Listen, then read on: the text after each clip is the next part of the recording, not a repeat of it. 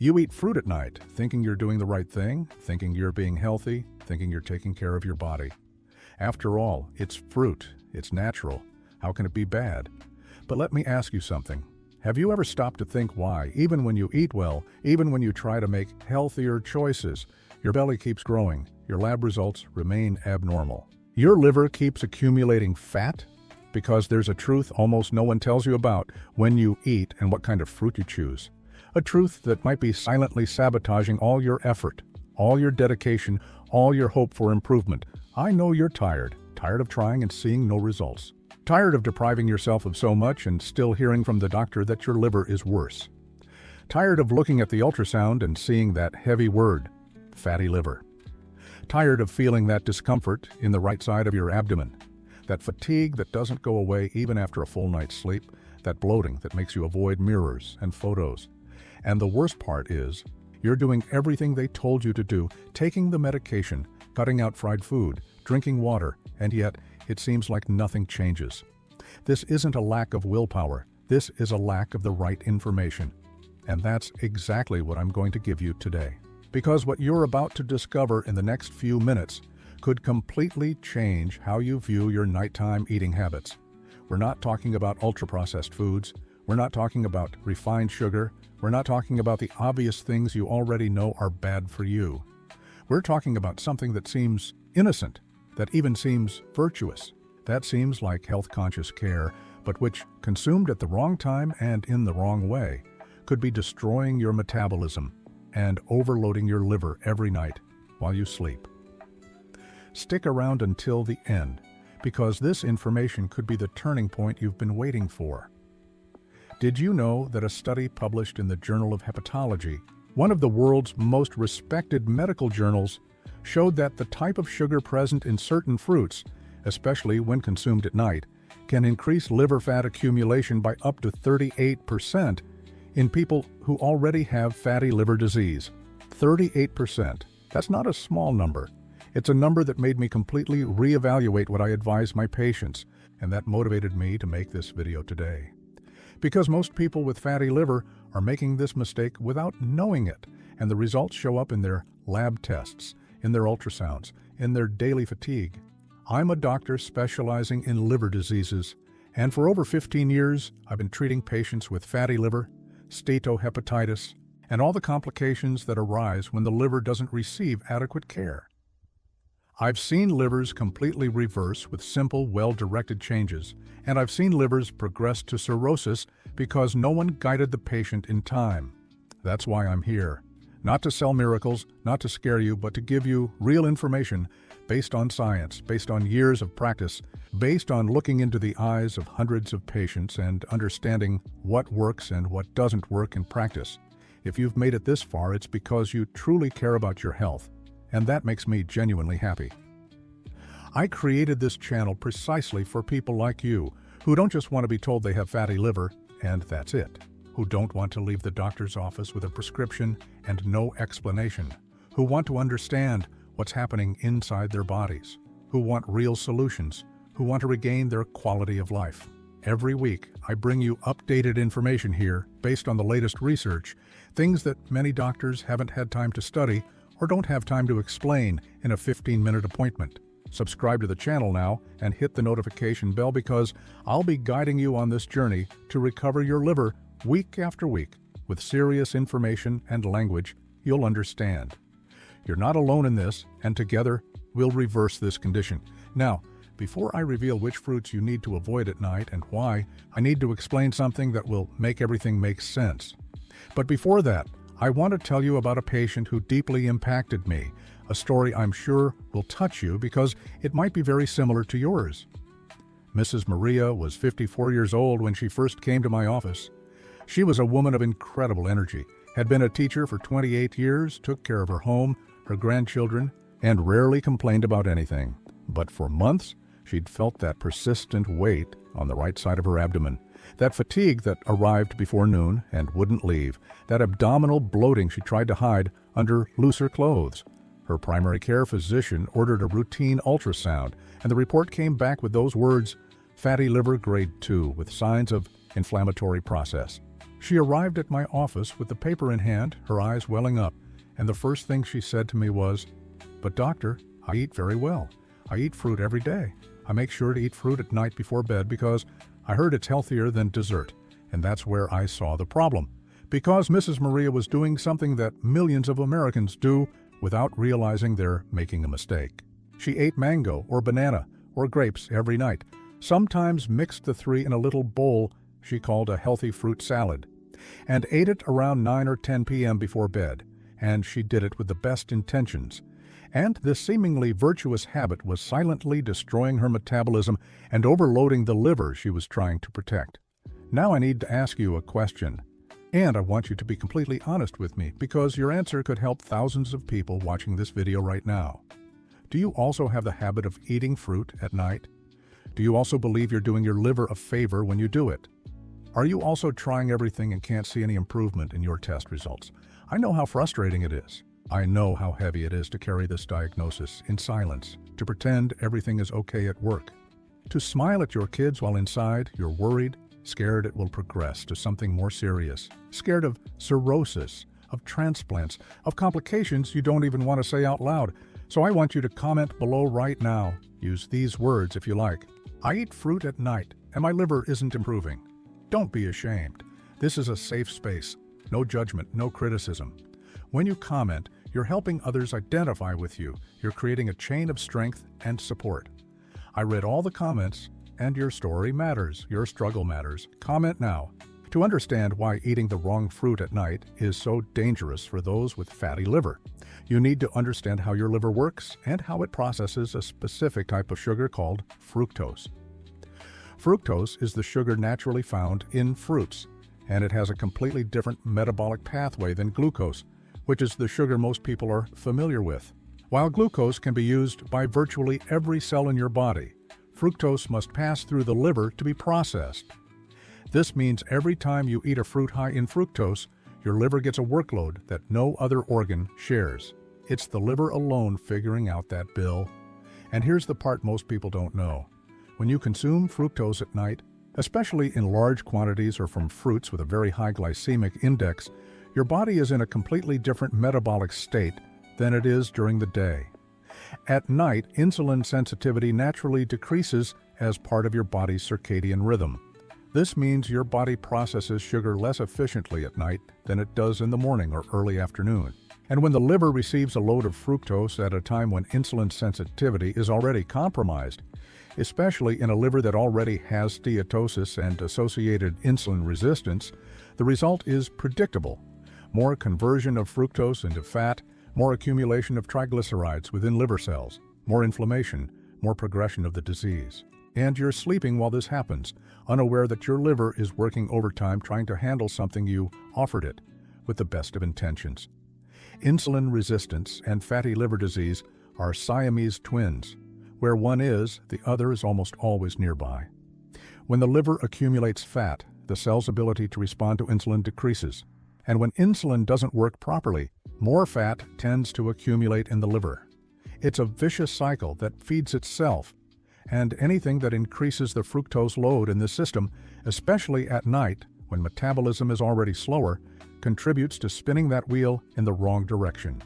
Your AST and ALT tests go up because liver cells are being damaged from the inside. GGT is elevated because the liver is in a state of constant oxidative stress. And the ultrasound shows that characteristic image of a hyperechoic liver brighter than normal because it's full of fat, where healthy tissue should be. Let me tell you about another patient, Renato, 47, an accountant, a man who prided himself on having healthy habits. He never drank alcohol, never smoked, walked 3 times a week, and avoided fried foods and fast food. But when he came to my office, his report showed grade 3 fatty liver, almost bordering on fibrosis. He was emotionally devastated. How can this be, doctor? I do everything right. And then, talking calmly, I uncovered the problem. Renato had a habit of drinking orange juice with beet right before bed because he'd read an article that said it was detoxifying and anti-inflammatory. Every day, precisely at 10 p.m., he'd drink that generous glass, thinking he was helping his liver. In reality, he was dumping a concentrated dose of fructose directly into his liver at a time when his metabolism wasn't equipped to process it efficiently. When I explained the mechanism to Renato, when he understood it wasn't weakness, it wasn't carelessness, it was a lack of specific information, I saw his expression change. The guilt left, and in its place came determination.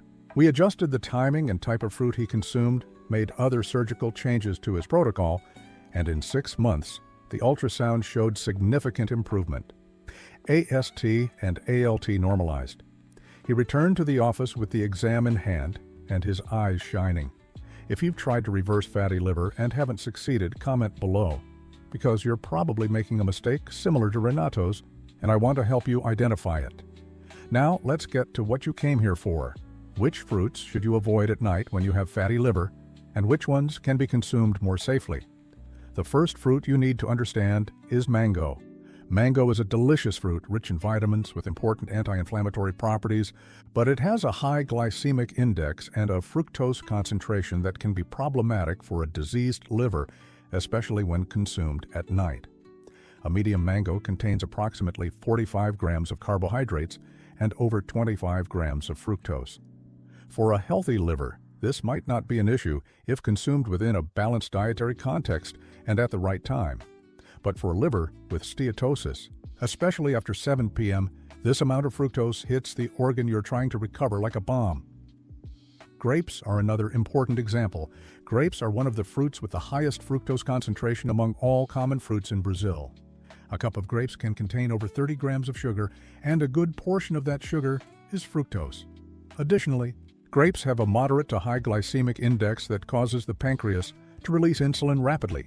And in a body with insulin resistance, this insulin release at night further aggravates hepatic fat accumulation. Papaya, which many eat at night believing it aids digestion and bowel movements, also deserves attention. Papaya has a moderate glycemic index and a reasonable amount of fructose that, when consumed late at night, can contribute to the problem. It's not that papaya is a villain, quite the contrary. It has papain, beta-carotene, and important fiber. The issue is the timing and the quantity. A ripe banana is another critical point. A very ripe banana has a significantly higher glycemic index than a slightly green banana. This is because the ripening process converts resistant starch into free sugar, which enters the bloodstream much faster. At night, a very ripe banana can cause an insulin spike that, in the context of insulin resistance and a fatty liver, favors hepatic fat accumulation. And fruit juice deserves a special paragraph because it's perhaps the biggest disguised health villain out there. When you squeeze or blend a fruit in a blender, you eliminate the fiber that normally slows down sugar absorption. What's left is a concentrated solution of fructose that enters the bloodstream much faster than if you had eaten the whole fruit. A glass of orange juice has roughly the sugar equivalent of 4 oranges, without any of the fiber that would make that sugar less harsh on your liver. Therefore, fruit juice at night, even if it's natural, even if it's freshly squeezed, is one of the worst habits someone with fatty liver can have. Now, you might be asking, but then I can't eat any fruit? Can I eat it in the afternoon? Are there any fruits that are safe? I'm going to answer each of these questions because they're fundamental. The short answer is yes, you can and should eat fruit, but strategically with careful choices and paying attention to timing. The fruits with the least impact on liver metabolism and the lowest fructose concentration are avocado, which is technically a fruit, and has healthy fats that help the liver. Strawberries, raspberries, blueberries, and other small red berries, which have a low glycemic index and a very high anti-inflammatory power. Green apples, which have less fructose than ripe red apples, and coconut, especially coconut water, in moderation. And regarding timing, the general rule is try to consume fruits by 3 or 4 p.m., when your metabolism is still in full swing and insulin sensitivity is at its best for the day. If you absolutely need to eat something at night, opt for a small portion of berries like strawberries or blueberries, which have minimal impact on fructose and offer anti-inflammatory compounds that can even help your liver. Avoid fructose-rich fruits after 6 p.m. and never drink fruit juice after dinner. This simple change can have a huge impact on your test results in just a few months. Many people ask me, "Doctor, what if I eat fruit with something like nuts or yogurt? Does that make a difference?" Yes, it does. And it makes an important difference. When you combine fruit with a source of protein or healthy fat, the absorption of fructose is slowed down by the other molecules present in your stomach. This reduces the sugar spike and gives your liver more time to process the fructose more efficiently. So if you're going to eat fruit in the afternoon, try pairing it with a small portion of Brazil nuts or plain unsweetened yogurt or cottage cheese. This combination makes a real difference in your metabolism.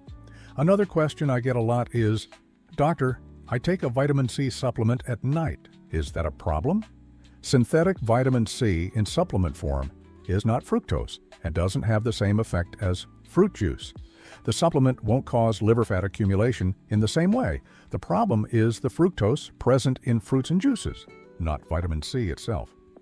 So if you need the supplement, you can continue taking it. But talk to your doctor about the appropriate dosage and timing for your situation. And regarding exercise, I want to tell you something that might surprise you. Physical exercise can significantly increase insulin sensitivity, even at night. This means that people who engage in regular physical activity have a greater capacity to process sugar efficiently at any time of day.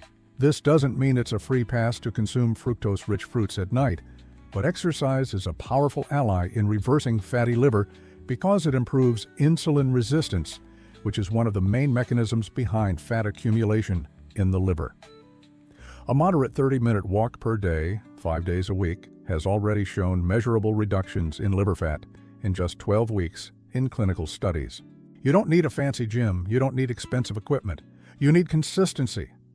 Let me tell you the outcome of Mrs. Maria's story, which I started telling you at the beginning of this video. When I explained the mechanism of nighttime fructose to her, when she understood that her 10 p.m. fruit salad was literally feeding the inflammation in her liver while she slept, her first feeling was relief. Relief because there was finally an explanation, finally a clear reason why she wasn't getting better. And then came determination. We moved her fruit consumption to before 3 p.m., completely cut out any fruit after dinner, introduced unsweetened dandelion tea as a nighttime ritual, adjusted her overall diet by reducing refined carbohydrates, and in 4 months, the ultrasound already showed a visible reduction in steatosis. In 8 months, her liver was at stage 1, almost normalized. Her TGO and TGP levels returned to their reference values. And she came back to my office with that teacher's smile of someone who knows they passed the grade, saying, "Doctor, I never thought such a simple change could make such a difference." Comment below with your current TGO and TGP levels because I want to understand where each of you is on this journey. And if you have fatty liver and didn't have this information about nighttime fruits before, give this video a like because likes show me that this content is reaching those who need it and motivate me to keep bringing information like this every week. To solidify everything you've learned today, let's do a quick but comprehensive summary. First, livers with steatosis have increased difficulty processing fructose, which is the natural sugar in fruits. Second, at night, insulin sensitivity is naturally reduced, which further worsens the body's ability to handle fructose efficiently. Third, fructose-rich fruits with a high glycemic index, like mangoes, grapes, ripe bananas, and papayas consumed at night, can increase liver fat accumulation even if you're not eating any ultra-processed foods. Fourth, fruit juices at night are even worse than whole fruits because they concentrate the fructose without the fiber that slows absorption. Fifth, low glycemic berries like strawberries, blueberries, and raspberries are safer options if you need to eat something at night. Sixth, the ideal time to consume fruits is by 3 or 4 p.m. when your metabolism is best prepared to process them. Seventh, combining fruits with protein or healthy fats reduces sugar spikes and protects the liver. Eighth, regular physical exercise is a fundamental ally in reversing steatosis because it improves insulin sensitivity. These are changes you can start making today. No prescription needed, no expensive supplements, no invasive procedures. It requires the right information and the willingness to apply it. And if you're here, you already have both. If this video helped you, if it opened your eyes to something you didn't know, I need a favor from you now. Share this video with someone you love, with that family member who also has fatty liver and doesn't know why they aren't getting better. with that friend who drinks fruit juice every night thinking they're being healthy. You can change someone's life with this simple gesture. Share it now. And subscribe to the channel if you haven't already, because next week I'm bringing you a video about the 3 foods that most people eat for breakfast and that are inflaming their liver without anyone noticing. These are foods that appear on practically every American table that are considered healthy by most people, and that have a direct effect on the progression of hepatic steatosis. You'll want to be subscribed so you don't miss this information. Take good care of your liver because it takes care of you every day, silently, without complaining, processing everything you eat, filtering everything you breathe, producing the substances your body needs to function. It's time to return that care with information and better choices. See you next week with even more science and humanity to guide your recovery journey.